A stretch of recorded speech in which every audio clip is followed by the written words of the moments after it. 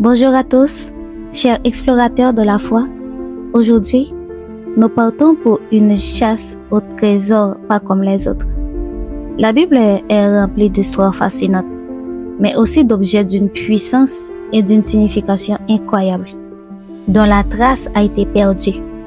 Préparez-vous à découvrir 3 objets bibliques mystérieux que l'humanité recherche encore désespérément aujourd'hui. Commençons par le plus célèbre, l'Arche de l'Alliance. Ce coffre sacré, construit selon les instructions divines, contenait les tables de la loi, le bâton d'Aaron qui avait fleuri et une portion de la manne. Elle était le symbole de la présence de Dieu parmi son peuple. Un objet de puissance redoutable, elle a conduit les Israélites à travers le désert, a fait tomber les murs de Jéricho et a assuré la victoire dans de nombreuses batailles.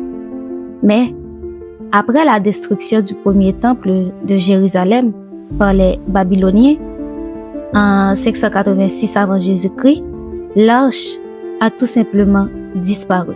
Si cette quête des trésors bibliques vous passionne, n'oubliez pas de laisser un j'aime, de vous abonner à la chaîne et d'activer la cloche pour ne manquer aucune de nos prochaines explorations, car votre soutien est précieux pour nous. Où est-elle passée? Les théories abondent. Certains pensent qu'elle a été cachée sous le mont du temple, d'autres qu'elle a été emportée en Éthiopie, ou même qu'elle est conservée secrètement par le Vatican. Son mystère continue de fasciner et sa découverte serait un événement d'une portée historique et spirituelle inouïe. Le bâton de Moïse. Parlons du bâton de Moïse ou le bâton de Dieu. Ce simple bâton de berger est devenu un instrument de miracle extraordinaire. Il s'est transformé en serpent devant Pharaon, a séparé les eaux de la mer Rouge, a fait jaillir de l'eau du rocher dans le désert. Il était le symbole de l'autorité divine conférée à Moïse. Après la mort de Moïse, la Bible ne mentionne plus explicitement ce qu'il est advenu de ce bâton. Est-il resté avec les Israélites? A-t-il été enterré avec Moïse? Certains récits extra-bibliques et légendes juives suggèrent qu'il aurait été transmis de génération en génération ou qu'il serait caché en attendant la venue du Messie.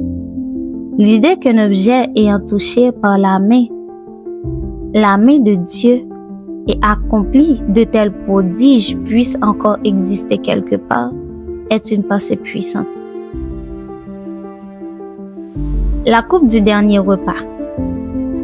Enfin, un objet qui a inspiré d'innombrables légendes. Souvent associé au Saint Graal, selon les évangiles, Jésus-Christ a utilisé une coupe lors de la scène pour instituer la Sainte Communion. Cet objet, s'il était retrouvé, serait un lien tangible avec l'événement le plus sacré du christianisme. Au fil des siècles, de nombreuses légendes ont entouré cette coupe, lui attribuant des pouvoirs mystiques et la reliant à des quêtes chevaleresques.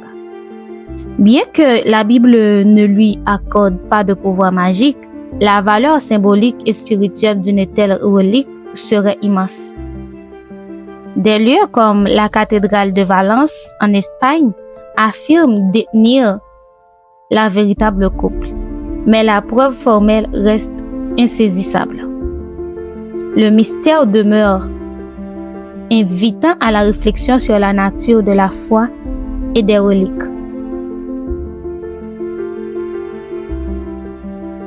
Ces objets, qu'ils soient retrouvés ou non, nous rappellent une vérité fondamentale.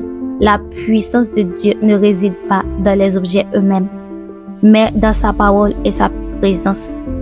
Ils sont des témoins de son intervention dans l'histoire et nous invitent à chercher Dieu avant de chercher des trésors matériels. La véritable richesse est la relation que nous avons avec lui. Alors, lequel de ces objets vous fascine le plus? Croyez-vous qu'ils seront un jour retrouvés? Partagez vos pensées en commentaire.